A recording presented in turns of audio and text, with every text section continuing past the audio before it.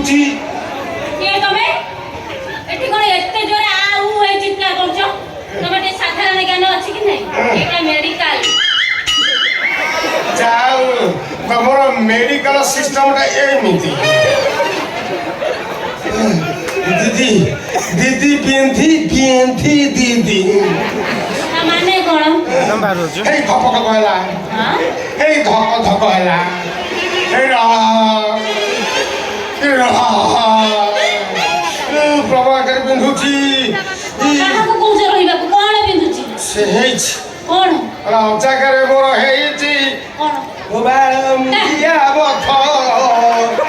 ଏମିତି ଜାଗାରେ ହେଇଛି ମାରି ହେଉନି ହାତ।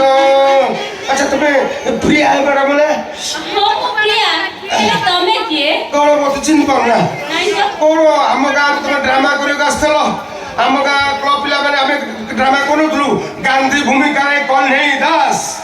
ସେଇ ଡ୍ରାମାରେ ମୁଁ ଡବଲ ରୋଲ କରୁଥିଲି। ପ୍ରଥମ ଶ୍ରେଣୀ ବାହାରୁଥିଲି ବନ୍ଧୁକ ଧରିକି ପ୍ରଥମ ଶ୍ରେଣୀ ବନ୍ଧୁକ ଧରିକି ଫାଇରିଂ କରି ଇଣ୍ଡିଆନ ମାନଙ୍କୁ ମାରୁଥିଲି। ତାପରେ ଆଉ ଗୋଟେ ପାର୍ଟ କରେ ତମ ସାଙ୍ଗରେ। ତମେ ଆମ ଗାଁ ଡ୍ରାମାକୁ ଆସିଥିଲ। କୋଉ ଗାନ୍ଧୀ ଡ୍ରାମା କୋଉଠି କଣ ମୋର କିଛି ମନେ ନାହିଁ।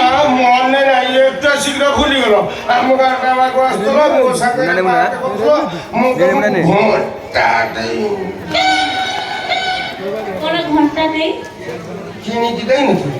କିଣିକି ଦେଇଥିଲ? ହଁ ମତେ? ହଁ ମତେ ଭଲିକି ଚିହ୍ନି ପାରୁଛ ନା? ମୁଁ ବୋଲି ହେଇ ଦିଦି ପିନ୍ଧି ପିନ୍ଧି ଦିଦି ଏଇଟା ଦେଇଥିଲ? ଏଇ ଘଣ୍ଟା। ଆଉ କଣ ନା? ଆଉ କଣ ନା? ଘଣ୍ଟା କଣ ଇଆଡେ କଣ ଗପୁଛ କହିଲ?